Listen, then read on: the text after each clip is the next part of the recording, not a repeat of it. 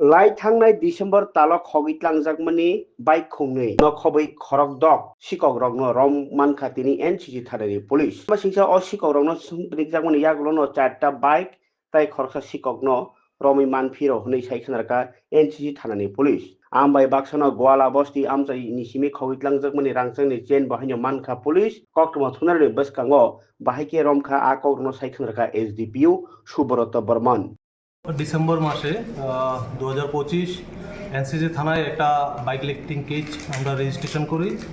ওই কেসের ইনভেস্টিগেশনে আমরা দুটো বাইক রিকভারি করি এবং ওই কেসে আমরা 6 জনকে মোট অ্যারেস্ট করি। ওদের জিজ্ঞাসাবাদে আমরা গত কালকে আমরা 4টা বাইক আমরা রিকভারি করতে সক্ষম হই।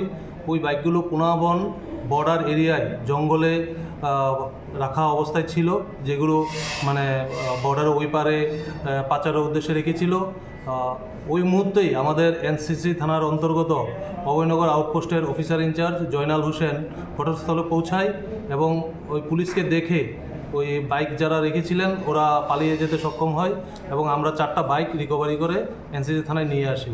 পরবর্তী সময় বাইকগুলোর ডিটেলস আমরা কালেক্ট করি মোটর ভেহিক্যাল অফিস থেকে। কালেক্ট করে আমরা দেখতে পাই দুটো পালসার বাইক এবং R125 দুটো।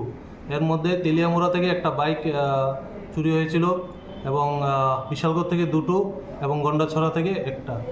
তো আমরা অ্যাকচুয়াল ওনারদের ইনফর্ম করি, ওরা আসবে থানায়, এসে পরবর্তী সময় আমরা পদক্ষেপ নেব।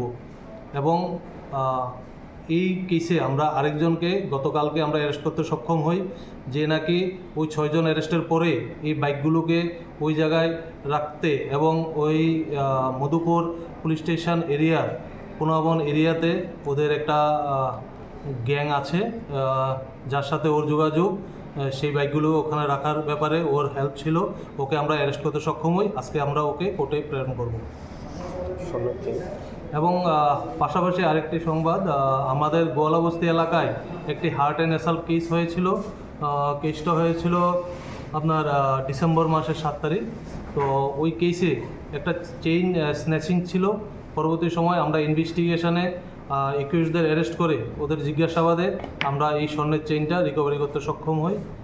বর্তমানে চেইনটা কোর্টের অর্ডার মূলে আমরা হ্যান্ড ওভার করবো অ্যাকচুয়াল ওনারকে। আর চোরকে কোনো আটক করেছেন? হ্যাঁ, আমরা গতকালকে একজনকে অ্যারেস্ট করেছি বাইক লিফটিং কেসে। আগে ছিল 6 জন, মোট 7 জন অ্যারেস্ট হয়েছে এই কেসে।